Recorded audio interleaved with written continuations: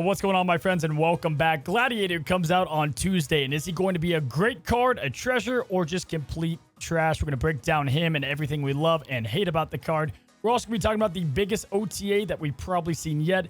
Shang-Chi, Mobius is back, and how much all that affected the meta. And my friends, you're going to have to bear with me. My voice is complete garbage. I'm absolutely sick, but we have not missed an episode of the Snapchat. So we're going to talk about all of this today and more on this episode of the Snapchat. And as always, I am joined by Mr. Alex Coccia. Hello, my friend. How are you doing this week? I'm doing absolutely fantastic, Cozy. There has been such a meta shakeup this week. There's been so much going on in Cozy right off the bat, I gotta tell you. I knew this was gonna happen. I shot low on that 2 stars on Miss Marvel, buddy. You can give her comment section. Come at me. I deserve it. Listen, for the first day or two, everyone's like, damn it, Alex was right. Look at that 2 stars. Looks pretty smart. And then all of a sudden it's like, wait a minute. This card's not as restrictive as we thought it was. Wait a minute. This card's actually pretty good. Wait a minute. These decks are getting spicy. And Miss Marvel making a bit of a splash. So listen, I gotta tell you, I think I was wrong on that 2 stars, Cozy. You were right. You gave her a little more respect than I did, and ultimately it's proven true. I was shocked that even during like my live stream, people were saying, she's about a 6, maybe a 6.5. I was like, is anyone seeing the value that she's bringing to the deck? I mean, she just very good card to plug into just about any deck. It feels like I think that's one of my favorite parts about her, is that she just doesn't need other cards to really work, you know? Yeah, absolutely. And she's been a very pleasant surprise. And you add that together with all the OTA changes. Like, we've got ourselves a fresh meta. It's a great time to be a Marvel Snap player. Absolutely. And as I alluded to in the intro, guys, I am about at the weakest state I've been voice-wise. So Alex here is helping us carry the torch. And over here, I'm doing a little bit of a shorter episode to help maintain the voice. But Alex, what are we talking about over on your side of the Snapchat? On my channel, we'll be discussing Miss Marvel in review. We'll be giving our full feedback on Miss Marvel, giving it a review of how we felt it is slotted into the meta, the decks, and of course, its win rate and its meta share. We'll also be discussing the Snap economy. We'll be discussing how we can improve the Snap economy and what we can do to get more resources into the hands of more players. And finally, we're going to be discussing our top 10 ongoing cards. It is the month of ongoing, Miss Marvel leading the way, and we're going to give ourselves a top 10. So before we kick off the main subject here, I got to ask you, what is your favorite Miss Marvel deck? Where are you using her at the moment? I'm using her in the greediest ongoing deck possible. It's completely ridiculous. I'm playing her in like a deck where I play Mr. Fantastic, Miss Marvel, Iron Man, Onslaught, just because I'm that kind of player right now. With that being said, I've been really enjoying her in a Ravonna disruption list because, listen, I'm all about that discount. And when you're on turn 6 and you have the option of like, okay, hold on, I could play Mystique and copy my Miss Marvel. I can play Mystique and copy my Iron Man. You have all these options on how you can use Mystique on Miss Marvel, on Iron Man, on whatever. It's just great. Those have been the 2 decks I've been playing a lot of. Yeah, dude, Ravonna, I think I got a discount disrupt is what I had it as. Before even everything happened, that was my Infinity Conquest deck. Like, I was loving that. And then I was like, oh my gosh, Miss Marvel just naturally fits in here. I had to take out maybe, I think, the Goblins to make it work successfully, because you had the Iron Man and Mystique in there instead. What I love about her is the her play in Lockdown. It almost feels great that you now have an answer to something like Jeff. If you get locked down early, right? Like, there's ways to really go against Lockdown, but also aid it. And then at the same time, dude, just like the Force deck, as I always like to call it, right? Like the Darkhawk feel is just the synergy there. You really only need her and Darkhawk, right?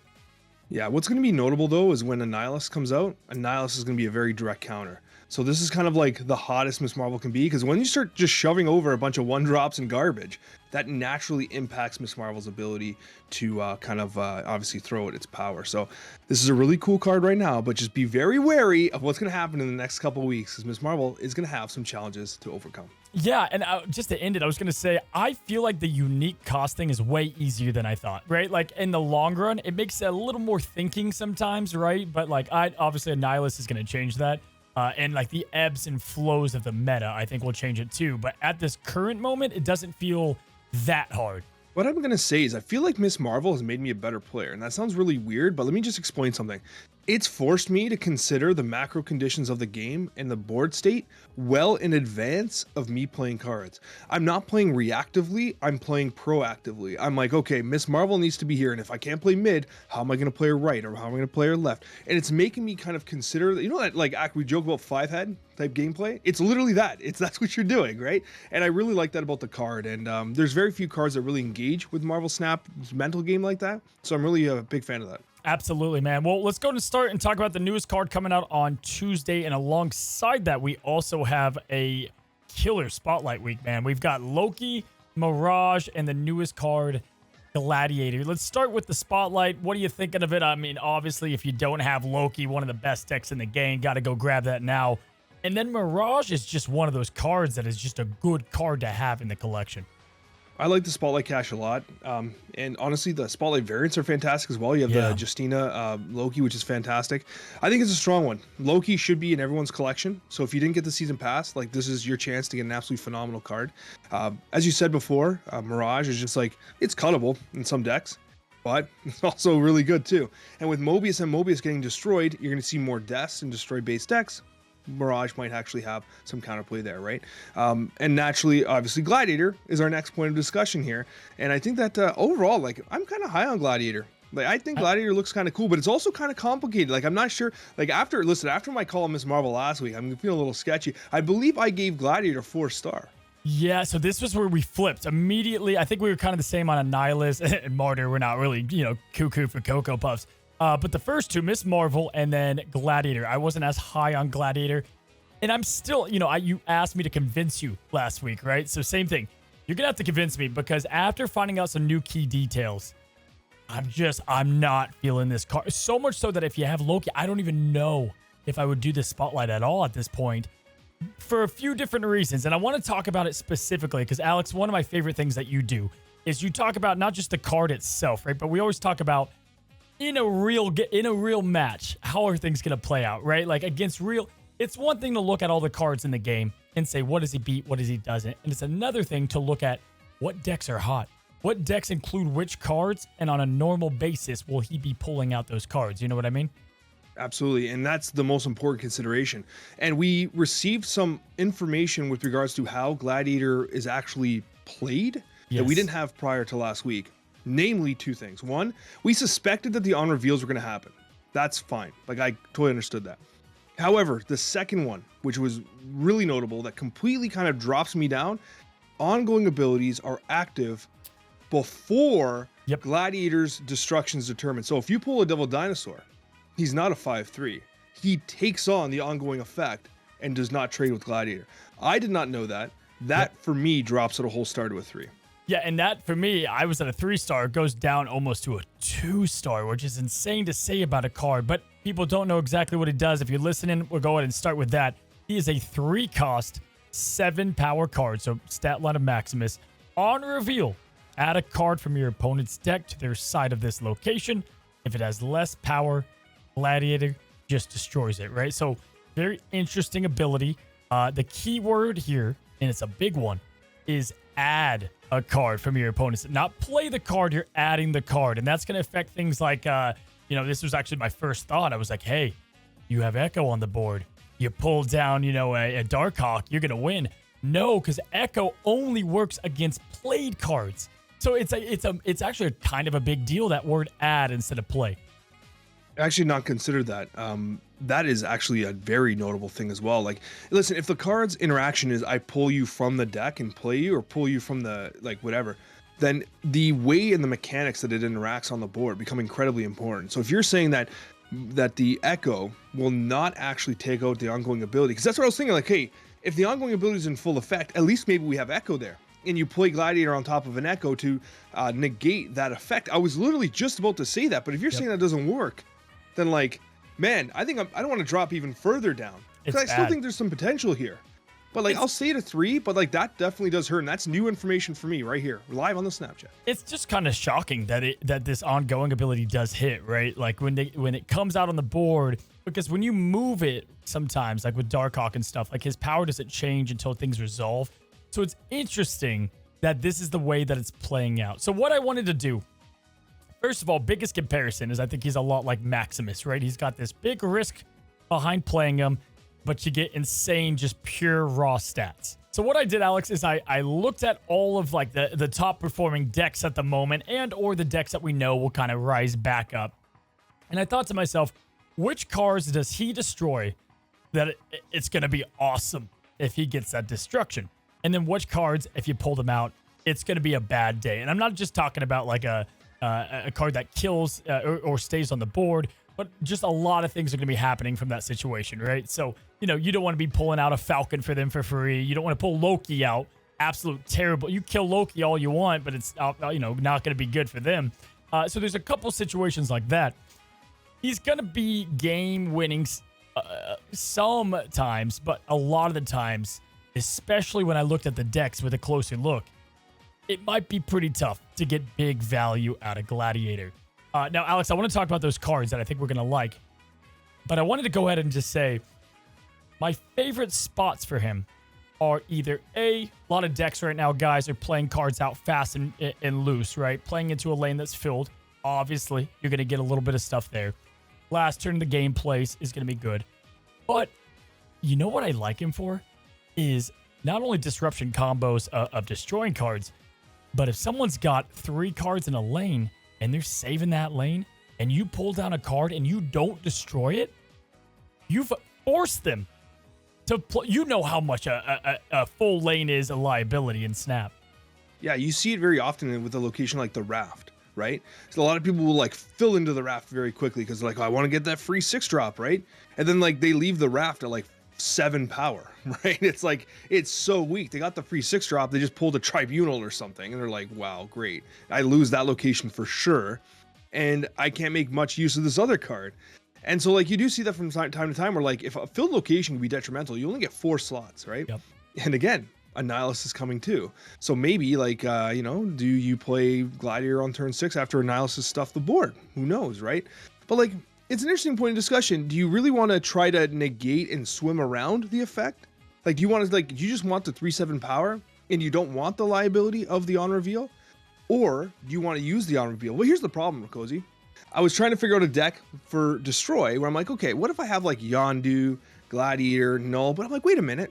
Gladiator doesn't really work well in that shell because like how much power are you actually adding? Yondu actually benefits Null more often than Gladiator will because Yondu can hit a bigger card. It can hit an Infinite, but Gladiator can't trade an Infinite. Actually, if Gladiator pulls an Infinite, it's GG, right? Like it's over. Gladiator can only give you up to 6 power for a Null. So that interaction doesn't even happen really. And I'm thinking, okay, if you pull Mystiques, yeah, that works. Like there's a ton of things that are very useful to pull. But the effect is so unreliable that you can't snap on it. You can't snap on having Gladiator in your hand.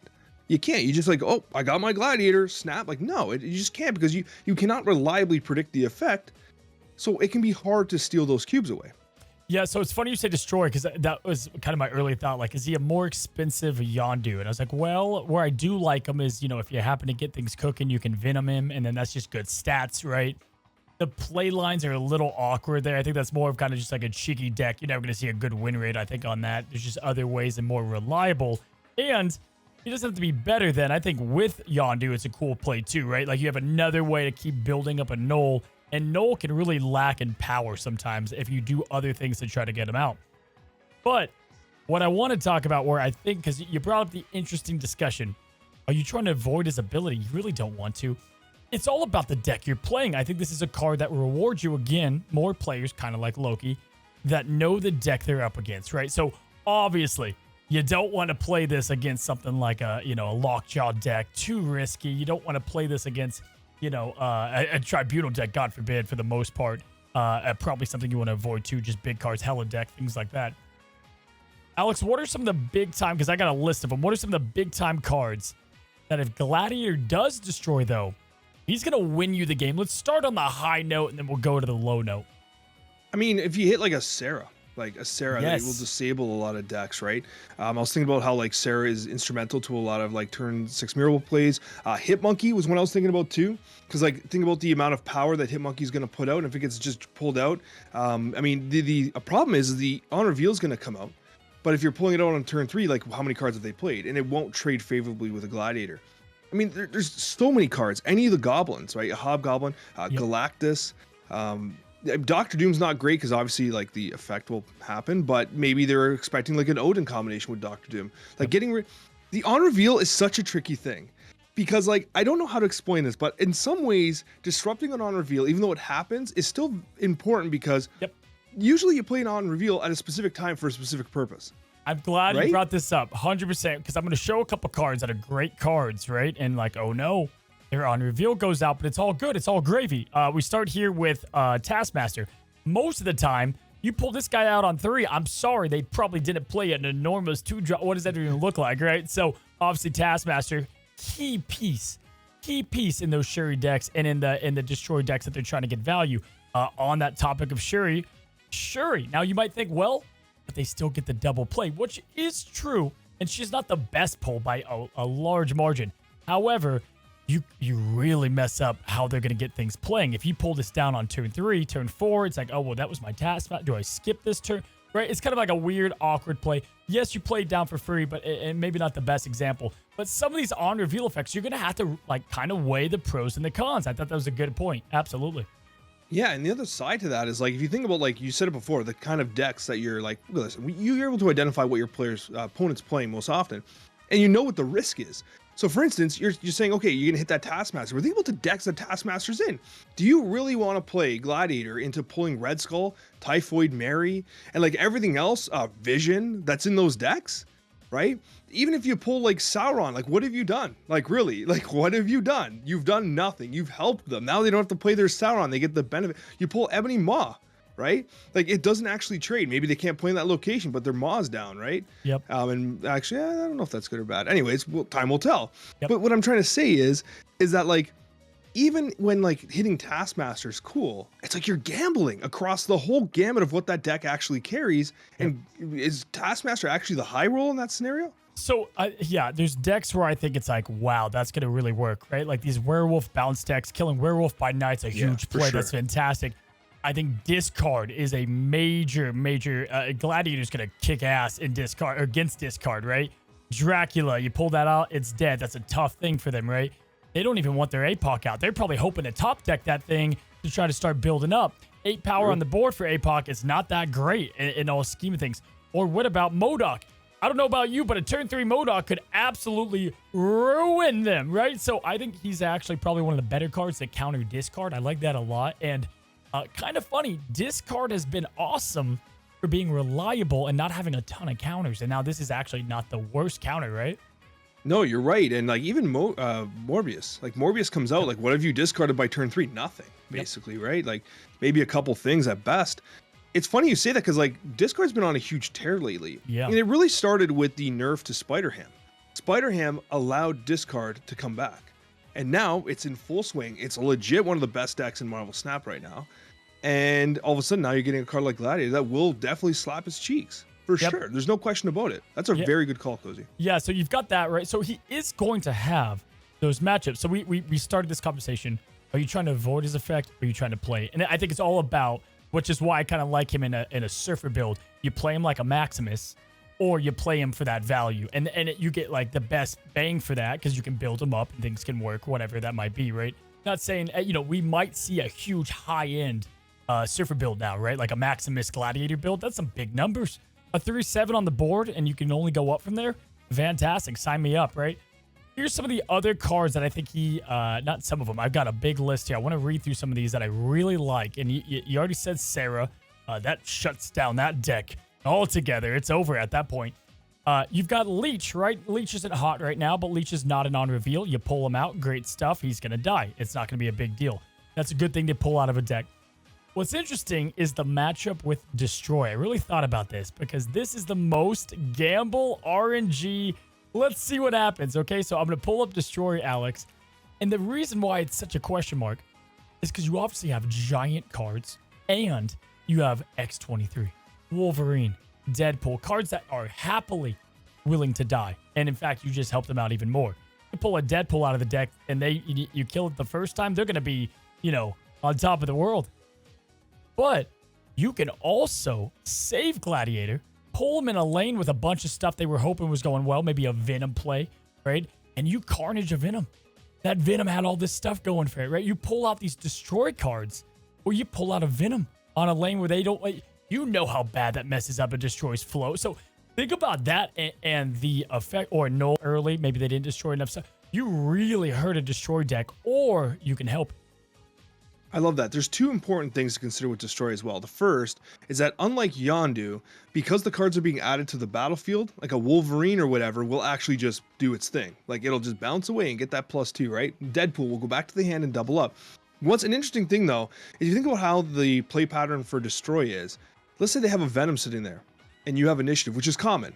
You could intentionally play Gladiator to pull something from their deck to 50-50 a Zola play.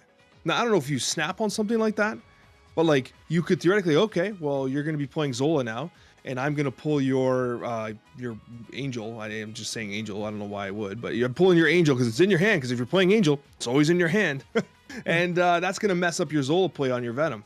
So yeah, like I actually think that's a pretty interesting thing. But again, these are effects you can't rely on. Yep. And I don't want to say too much here, but like at the same time, we said the same stuff, the same things about Nico. This is unreliable. How do you know this is going to work? But like, and then it's like, wait a minute, all these effects are actually good. But in this case, I really do think there's bona fide negative effects where like pulling their null is never going to be good unless it's turn 3. If it's turn 6, you pull null, you lose. Especially in conjunction now with the Shang-Chi change, right? And we'll get to that, but it's like, okay, now you've got these cards that are 9 and they're actually safe from your you pull a Chavez out, good night. That's just a rough pull, man. People are going to love or hate the card. I think more often than not, they're not going to like it. You will have like, I just won that game because of Gladiator, right? But there's also going to be a lot of like, my gosh, what my RNG is so bad. It's like, well, you pushed it pretty heavily there. And you know, there's a lot of ways you can wait and play him later. And I think that might be his best play, but you are correct. I think there's some obvious negatives. But Alex, let me finish this list here. So a couple other things that I think he'll be just great against to pull out. You said Mystique earlier. I think Patriot decks, for the most part, there's some good pulls you can get out there. You take an Ultron out all day, you know, let him live. Let him live, right? Patriot on the board is obviously dead. Mystique's dead. Iron Man is dead, right? A Bass deck is, you pull out Bass, you ruin their entire hand. I mean, there's some really cool stuff where the on reveals need to be played at certain times. And I think Patriot and these kind of like Iron Patriot decks are going to be hurting a good amount as well. Wong, easy counter against Wong. Obviously, we know that as well. But my friend, the other one that I want to talk about, a glaring card, if we look at the meta right now, is Miss Marvel. We just talked about Miss Marvel being insane and working across so many decks, and she's obviously in these decks pretty heavily, right, buddy? No problem. No problem. You can do a couple things. You could pull unique cost cards into a lane, mess her up, but you can also destroy Miss Marvel herself. Absolutely, and that's huge. The other side to that is Miss Marvel is often playing cards that are pretty small, but it is playing a shell with Devil Dinosaur, which we did speak about prior, but like it's running Mystiques, it's running Mr. Fantastics. There's a lot of different kind of cards, like even the shells that are running the Devil Dinosaur are running like Snow Guards and other things that are going to trade very favorably, but at the same time, it's like, okay, if you pull Snow Guard, they get the Hawk and the Bear, you kill the Snow Guard, but like you maybe just saved them space, really. Like is trading a Snow Guard really a good thing? Like, oh, well, I didn't pull a big thing out for them. You pulled a small thing. Then again, it's like, well, that's not that valuable either. And this is where like I stumble with this card because it's like, you don't want to pull the big thing. If you pull a really small thing, it feels like almost a waste and you dodge the negative effect to some degree. Like you really are after the Miss Marvels, the Mystiques, the Patriots, right? That's really what you're after. But like, there's no reliability to its effect. There's no way you can predict it. But they did feel the need to nerf it from a 3/8 to a 3/7. That's got to be something, right? Yeah, absolutely. And maybe that was before the OTA changes. And if it was, then we will see a buff to Gladiator, right? I think they will buff him up if they feel like they need to. But, you know, we'll wait for that to happen. You know, and on top of that, like we talk about these meta decks, right? Darkhawk is going to just slay this card. And to your point, it's like, okay, well, do you play Rock Slide and Korg in your own deck, and then you give rocks over there? Maybe you pull a rock out, and you have that chance, right? It's like, can we see a Rock Slide Surfer deck? Maybe Moon Knight in there, Gambit, it's just a mill deck, right? Who knows? But I doubt it. I really doubt it there. I do think that there is going to be a place in Surfer for the card, right? And we can get to that, I guess, a bit when we get to some stuff in the OTA as well. But outside of that, Alex, again, like Taskmaster, those cards are great. High Evo is another card in the meta or these meta decks that are out there. Killing a Cyclops is fantastic. I think that's a huge game-winning play as well, especially like maybe on the Storm lane. Jeff, Baby Landshark, I hate to even think about it, but killing that damn thing is going to obviously be, pretty brutal to know. And I want to kind of say a big one here, and probably my favorite thing about him is I love him against every tech card in the game. Every single one of them. This guy's a tech card sniper, right? Shang-Chi, Enchantress, Cosmo, no worries, Rogue, fantastic. Kind of depends on the lane you play him, but you're going to easily destroy those cards. And I don't know about you, but when I see like a Sokovia get rid of Shang-Chi on the first turn, I'm like, I'm a different player from that point on against this guy. Yeah, I mean, Shang-Chi doesn't exist, right? That's the way you play Marvel Snap. But you're right. When you see that Shang-Chi leave, you're like, okay, now I can actually play Marvel Snap. Now I ain't scared of nothing now, right? It's a very good point. Even despite the nerf, Shang-Chi still has a role to play in Marvel Snap. That's without question. But Gladiator, I mean, I'm excited for it. I think it's going to be a really cool card. Hearing more of the mechanics has dropped me down a little bit off it, because even in, like, as you said, Surfer, like, you can just play it on the last turn, but man, there's still risks. Like, you could pull out, who knows what you pull out on that last turn. You might have a victory locked in, and you play this card and it just pulls out like, oh, they pulled the Doom. Seriously, they pulled the Doom? Unbelievable, right? It can really punch you directly in the pants.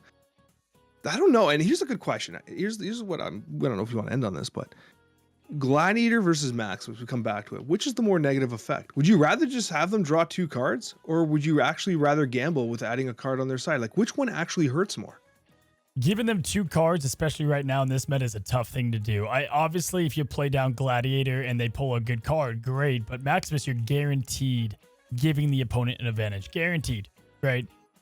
The way I truly think Gladiator is going to play with Maximus together in some sense. I honestly, if you play Gladiator late in a Surfer deck, odds are you could play him in a lane that's full. Odds are. I would say a good chance, and then you just go ahead and get that big kick out. If you get Sarah down too, dude, I'm just a Maximus, Gladiator, Surfer finish. It's crazy. That's a 20-point play pretty easily. It is. It's a lot of points, especially when you consider, like, if you have Brood out early as well, what you're putting across the board is pretty significant. It's the same players that like Maximus and like these cards that have a little bit of sizzle behind them as well, right? Like Clog, I was thinking about these toxic decks. It doesn't have a lot of space right now to even fit in Gladiator. It's a tight list as well. It's going to be interesting. Gut Instinct, what are you going to rate Gladiator 1 through 5 stars? You were big on him last week, but you didn't know some things. Where are you at now? Last week I was at a 4, and honestly, I drop it down to a 3. And it's because of the ongoing interaction, which I did not anticipate. I believed that the ongoing effect would not appear during the trade, but it does. And that changes everything, because no longer does Devil Dinosaur, Ronin, not that anyone's playing Ronin, but all those cards, it completely changes the trade. And so for me, that changes everything. Yeah, look, I'll happily be wrong. I'm giving him a 2-star, and I'm going to stay at that. And I think that's even being generous for the time being. Couple of reasons why also. If you don't get Gladiator, guys, my friends, just play decks with big cards right now. Go into your ramp deck. Go check that deck out for the next few days, because you're going to get nothing but value as people like myself and Alex try to get Gladiator to work. He will be meta dependent. I just see this guy being a candidate potentially for a buff later on. We'll have to see. Maybe he's fantastic. I'm at the 2-star now, but time will tell. Imagine pulling Electro for your opponent on turn 3. You said play ramp, and I was like, we didn't talk about Electro. Imagine pulling Electro for them on turn 3, and their whole hand is stuffed with big cards. Oh my God. Yeah, you know what? That's awful. On that note, we didn't even talk about the bad cards here. I'll just list them off, but Electro clearly is on that list. I mean, anything big, not even going to go through all those lists. Devil Dinosaur, Darkhawk, those kind of cards. Doctor Doom, for the most part, man, like, tough time there. Pro X, yeah, he's kind of getting played everywhere. Nothing's going to happen to Pro X. He locks the lane down. You probably, maybe won that lane, but Pro X players are going to have a million ways to win that lane as well, right? Jeffs can go in there, Claw, you name it. Miss Marvel now, right? Also, Alioth. Obviously, Alioth comes down, but I think the unrevealed trigger, so it's just an even trade at that point, which actually isn't terrible, getting rid of their Goliath, but you trade at what cost, you know? Yeah, it's like I won the battle, but at what cost? Did I really lose the war? Mr. Negative, Electro, these are like Mime, Loki, these cards that the opponent doesn't care what happens to the card. They just want to get it out there, right? The Black Widows of the world. And then we already talked about the destroyed cards. So we're going to be excited to see how it does. We'll obviously talk about him next week on Alex's side in review, what our final thoughts are on Gladiator. Let's go ahead and move to our next subject, Alex, and that is the monster OTA. Man, I feel like sometimes, we get the title spiced up on YouTube, and I feel like I'm typing it every other week. The biggest OTA yet, but truly, this was in contention from a pretty massive OTA. Yeah, this was a massive change that really impacted the meta in a number of different ways. I mean, anytime you're literally announcing OTA changes in advance of the OTA, the meta is going to shift. Like, they literally said, hey guys, Mobius and Mobius, like, it's coming. We heard you. We're doing it. And they even came up with new tech to release an OTA that changes card text, which is very notable here, right? Like, that's what they wanted to do. That's like a mini patch, essentially, right? This OTA was massive. And you're right. I feel like when I type the titles of those patch analysis videos that we both do, it's like the biggest OTA ever. This patch is insane. But they have been crazy lately. Like 6 cards are being changed at once, and all of them are significant changes. Yeah, I think that was one of the biggest takeaways is that we both thought we're like Mobius is set for at least a month. Remember, we ended the Snapchat with that, and now they have the ability if something's out of hand. It sounded like they're not going to always press the button, but if they need to, the tech is out there. It's confirmed. Fantastic. I love that. The potential of having game-changing new cards all the time. Sign me up, buddy. Sign me up. Let's go to break down this OTA and talk about some of our favorite stuff that we had in there, as well as some stuff that, how this is going to change the meta in somewhat of a big way here. And audio listeners, my voice, good night. Hopefully it doesn't sound like trash on your car speakers right now as I continue to decay. Let's talk about Mobius. He's back, in a sense. He's back. And I do think the threat of him, first of all, it's good on them because a lot of people got the card. So it's good that he's back to being a decent card. But the threat of him needs to exist. Would you concur? Yeah, I think Mobius does a very important thing to Marvel Snap's meta. You can't have these cost reduction strategies running completely rampant because it's easy to forget what it was like when you had Zabu in every single deck and turn 2 drawing Zabu Snap and just like was the strategy and that's how you win games in Marvel Snap. Like get to Infinite, how do you do it? You get Zabu and you Snap. It was the plan. Like these cost reduction strategies are incredibly powerful. Sarah, legitimately one of the best cards in the game. We've talked about it many times before. It completely changes the landscape of Marvel Snap and how turn 6 works. You get rid of Leech. You get rid of Sandman. Well, kind of. That's another point of discussion. But you get rid of these cards that are supposed to negate these turn 6 miracle plays. Something has to exist to create balance. And Mobius has to be that threat. Yep, absolutely. I think people are underestimating how good he will be and how bad he is at the 3. Like, it's a very awkward position. Because as you can see, there's so many 3 costs in the game. There's so many. And so a lot of decks are pretty tight right at that space, right? And I always bring up the Thanos control. You got to play Psylocke on that. You're looking to play your 5-drop the next turn. You can't afford to get Mobius out at that point, right? Do you see him being pretty good? Where do you see him? Where do you like him the most? I don't see him being good, no. I played him in a Surfer deck, and I mean, if it's not going to make it there, then it's like, this deck's not great. Like, this card's not great. And I will tell you, though, there was greedy players that were like, I'm playing whatever the hell they're playing Zabus and stuff. And I just played, I got someone waved me on turn 3. And I happened to play Mobius. And they're like, Sati mode on top of the Mobius. Because, like, took them by surprise. Yeah. But I can't snap into that condition. Like, I take a 1 cube from them, I guess. But, like, that's it. Like, it's not... Mobius is not going to have the impact until a season pass card comes out, or we have a weekly release. It's a new cost reduction card that completely slaps everyone's cheeks. And then now Mobius makes perfect sense. But the thing that concerns me, Cozy, is that the 2 costs has become the tech cost to some degree. Shadow King, right? Luke Cage. There's so many excellent 2 cost cards that play that role. Even Goose, to some degree, is a really notable tech card. And now Mobius is just not there. So I was kind of interested to see it going to 3 costs and maintaining the same effect.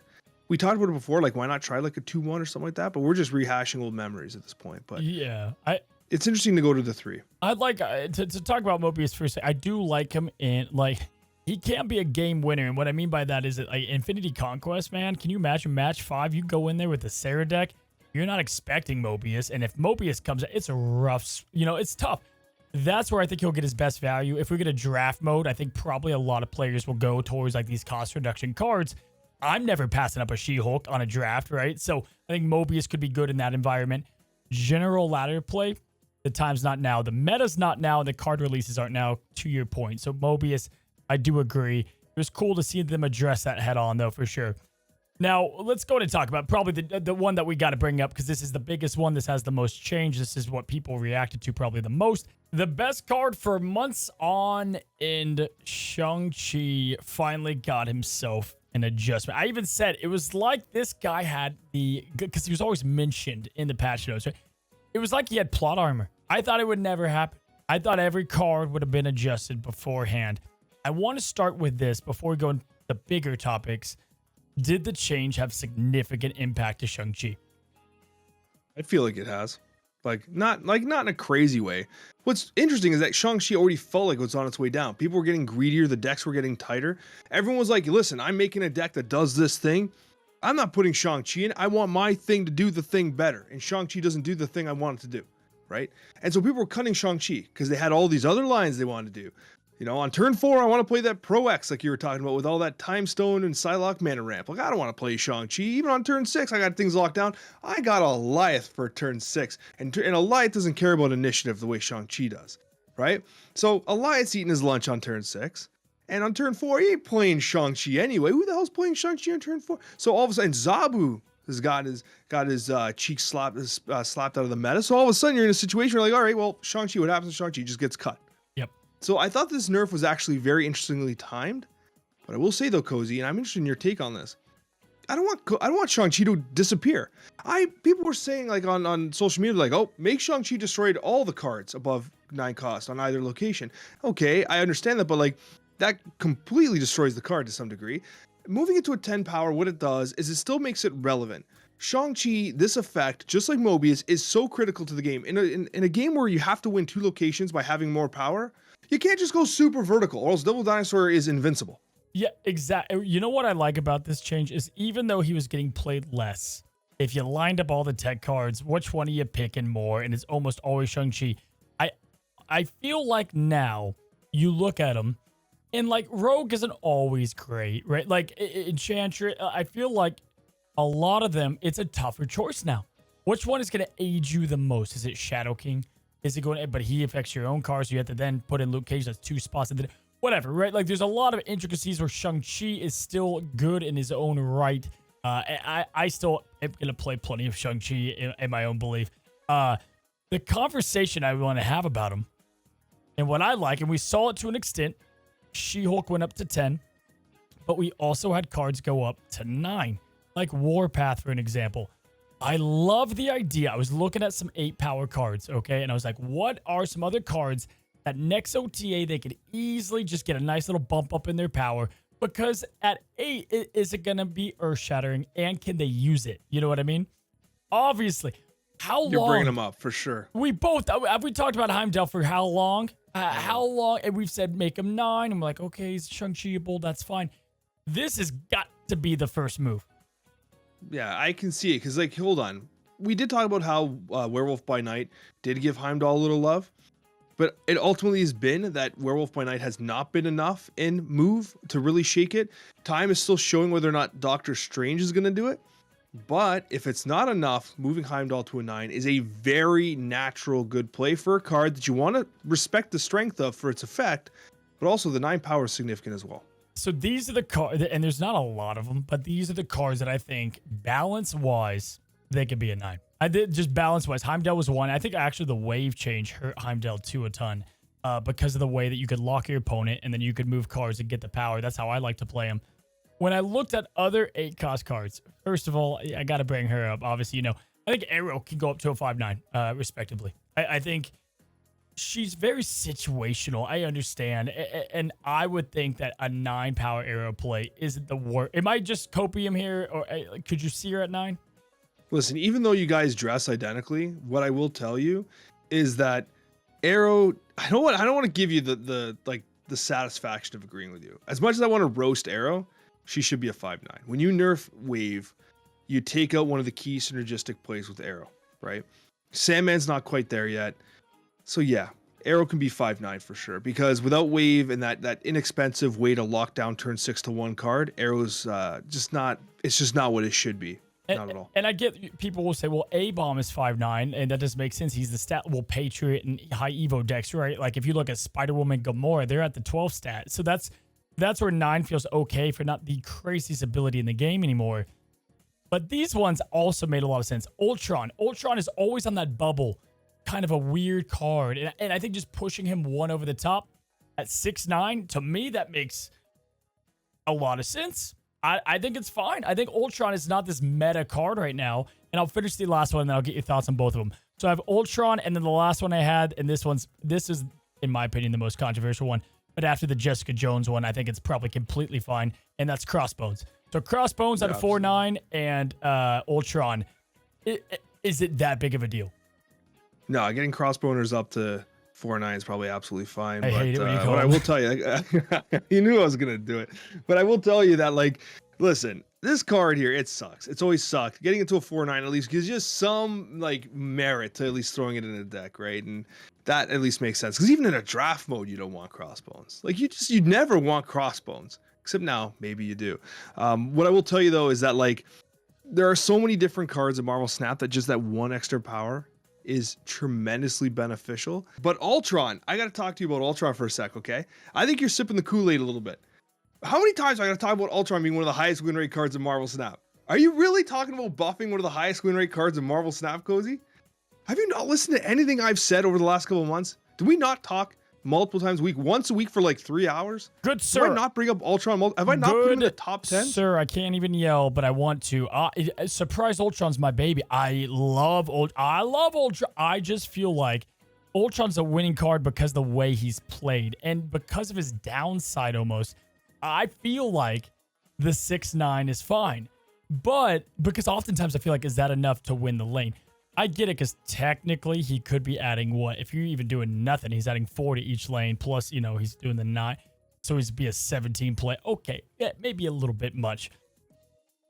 I don't know. I feel like it's not a huge impact play here. But is there any other 8 power cards or at the top of your head that could go to 9? No, I don't think so. I think that Jane Foster has shown that like it can be part of a really strong package.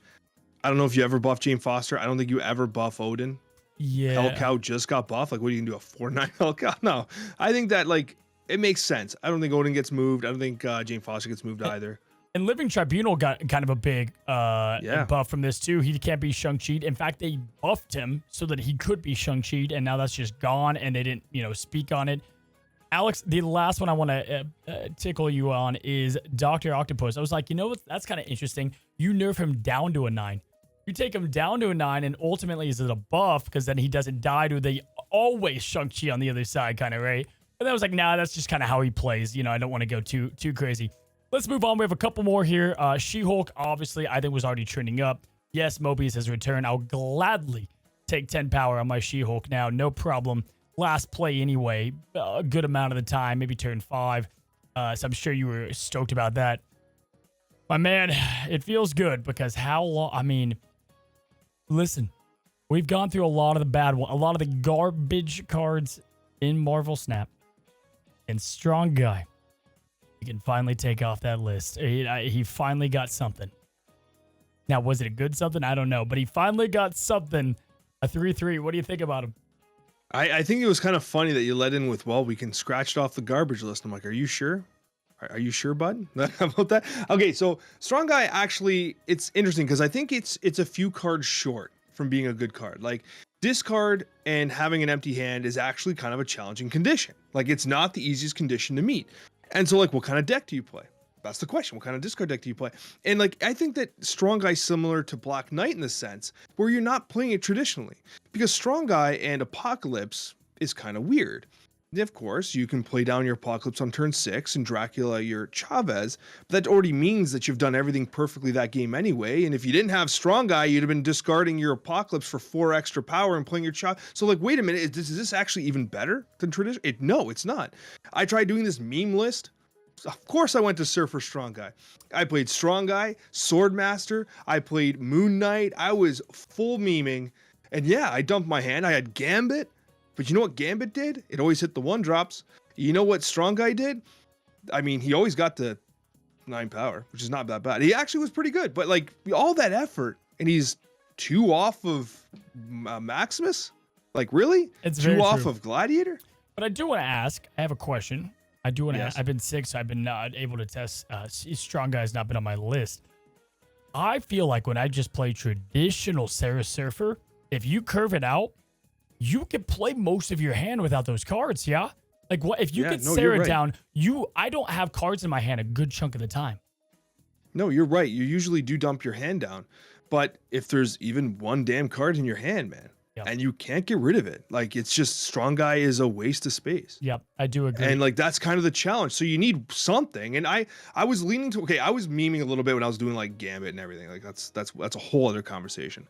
But like if you think about Swordmaster's stat line, like that is very low risk to activating a Strong Guy, Yeah. right? I found myself never wanting to play Moon Knight because it always discarded Sarah or Always Surfer. bad. So that was pure copium, I gotta tell you. But someone had to test it, damn it. Yep. But honestly, I'm telling you, Swordmaster in the Strong Guy Surfer list actually felt pretty good because you close with it, and it's Yep. a pretty vertical stat line. Agreed, man. I think he might have a potential future there. Maybe a couple buff ups here and there, but we're going in the right direction. Just waiting on good old Steve Rogers and Punisher next up.